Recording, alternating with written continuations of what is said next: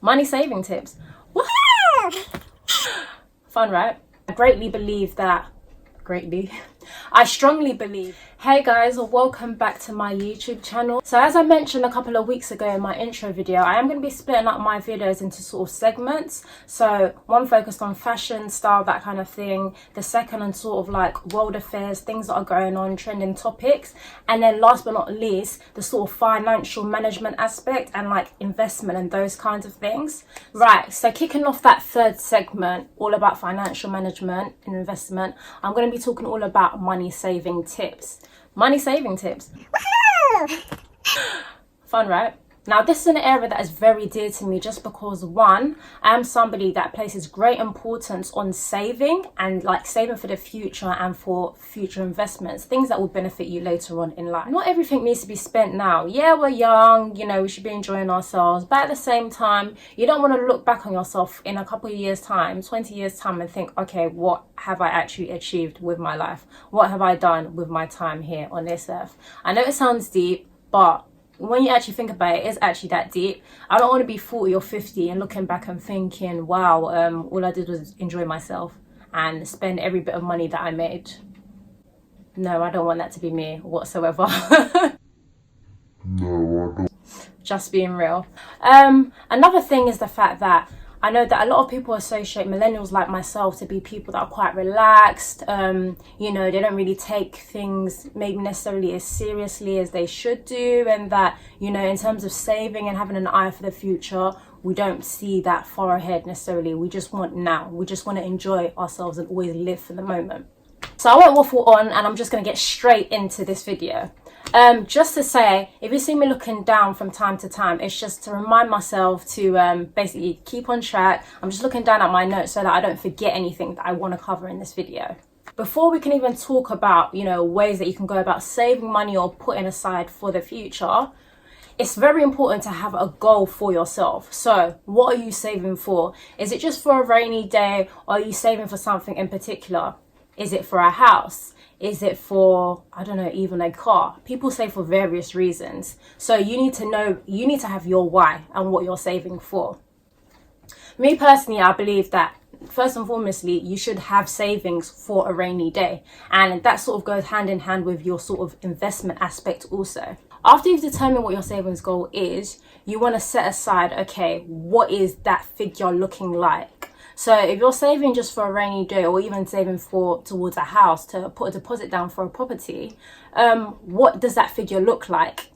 Is it a few thousand? Is it the tens of thousands? Like what is that figure? And then how are you going to achieve it? So this is where the fun starts really. Now that you've got that bigger figure, how are you going to break it down? What are you going to put aside each month to make sure that you can achieve that goal? What is the time period that you're giving yourself to achieve that goal? So if you know like you're saving money for a deposit for a house, for example, it depends on how soon you want to achieve that goal. So if you're somebody that is very keen to get things done, make it happen, that's going to intensify your need to or want and desire to want to save more in a shorter space of time. So for myself personally, when it comes to saving, I try to save as much of my monthly salary as possible. So some go by the 50-30-20 rule. So that's essentially whereby 50% is spent on your essentials, your outgoings, the things that you can't avoid. 30% is basically your optionals, things that you don't have to spend on, but you choose to, you want to. Some of the luxuries, treating yourself. And then the 20% is essentially your savings. Now, I disagree with that because I feel like I should be able to save more than 20%. Like that is, I'm underestimating what I can do.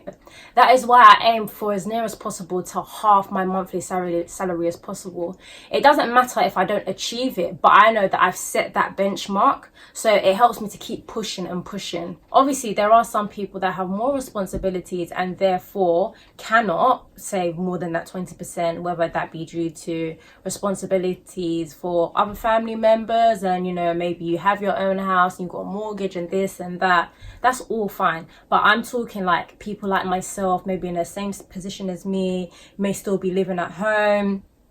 Challenge yourself, like 20%, you can do more than that. Practical ways to go about saving.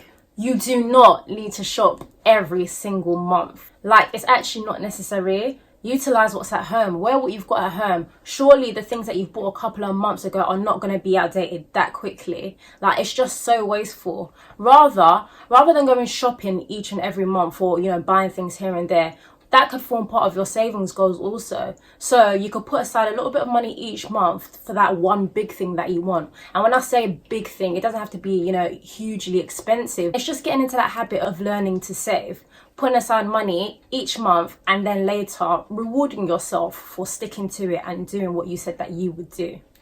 2, it's not everywhere you have to go. Like, sometimes actually just stay at home. And when you think about it, sometimes you do find that you may just be tagging along to events, outings, parties, just because, 1, maybe you're bored, 2, you don't want to miss out. No one's saying be a party pooper and not go anywhere. But again, if you're somebody that is going to be serious about your savings, you have to be disciplined with yourself and know that it can't be a yes to everything that's going on. You can't always be out there spending money and at the same time wanting to have that goal for saving, or being able to stick to that goal that you set aside for yourself. A lot of the time you'll find that you're just tagging along for tagging along's sake. And what do you gain? Nothing. Make your own entertainment at home, or find outdoor activities that cost next to nothing. Number 3, lunches count too. Are you somebody that goes out to buy lunch every single day? Like, just think about how much you're spending. I know so many people that go out and they buy lunch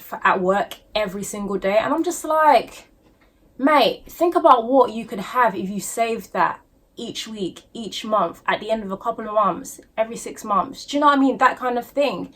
It's going to be quite significant. And I just see it as, again, if you save that money, made your own lunches, not only are you knowing what you're putting into your body, see it as a way of enjoying your downtime more. So you're outside of work hours. If you're not spending that money on lunch, you could put that towards outside activities, outdoor things that you can do on the weekend. Like, just to enjoy yourself more. Why spend it on lunch for work? Like, I don't know, the idea, it kind of beats me. Yeah, sometimes, but not an everyday thing. Number 4, continually review your statement. So that's just to keep yourself in check. Do you have any like monthly subscriptions that you don't actually utilize, like overpriced gym memberships, for example? Like, if you're not using them, get rid of them. People overlook these things, but it's always the little things that add up in the end. Number 5, utilize your ISA account, or if you don't have one, get one set up ASAP. Why? Because rather than just putting your money in a standard savings account where you get no interest, with an ISA, you can get, I can't remember the interest rate, but imagine getting an additional, I don't know, 20, 30 pounds each month just by putting some money in an ISA savings account. Easy money, right? And why not? If you're not doing anything else with the money investment wise, might as well put in an ISA. Number 6, travel, one of my favorites. So a lot of people my age are all about living their best lives, and you know what, I'm all for it. Enjoy yourself. You work hard, play hard too. But at the same time, don't do it just to keep up with the Joneses. If you're going on a holiday, look for the best, cheapest flights that you can find. Look for cheaper hotels. I mean, you can still get loads of 4-star, 5-star hotels that you'll love your time in, but you don't have to go for the names, the known names that everybody else is staying in, just to, you know, show that you can also do what everyone else is doing. It's pointless. Do what's good for you and your pocket. Think about your savings. Think about your future. Number 7, flee from debt. Now, I know this isn't necessarily a saving tip, but it is a smart money management tip, and I feel like it's so crucial to mention. If you don't have the money to buy something, do not put it on a credit card and say, oh no, I'm going to pay it off later. I'll pay off the bare minimum for the month and I'll just pay off the rest gradually. No, you're just building up debt for yourself. And as time goes on, they're adding more and more interest, depending on your card issuer, they're adding more and more interest on that money that you owe them. What is the point? Like, what is actually the point? You're just giving away money for free, basically. If you can't afford it and you know that you can't pay it off within the month, do not buy it. Do not use credit to buy things that you know you can't afford. It's that simple. not only do you build up debt by using credit cards to buy stuff that you can't necessarily afford at this point in time, you're also hurting your credit score. So I know that a lot of issuers will say that you just have to pay off the bare minimum. Like, you know, for example, maybe you've spent £200 on your credit card, but they say you just have to pay £5 and you're good. No, that's going to affect your credit rating. Ideally, if you've got a credit card, and for me personally, this is the reason why I got a credit card in the first place, to build up my credit score. Not that there was anything wrong with it, but I knew that for the future, if I ever wanted to take out any loans, mortgages, that kind of thing, I had a good score and it would help me to get progress successfully with my applications.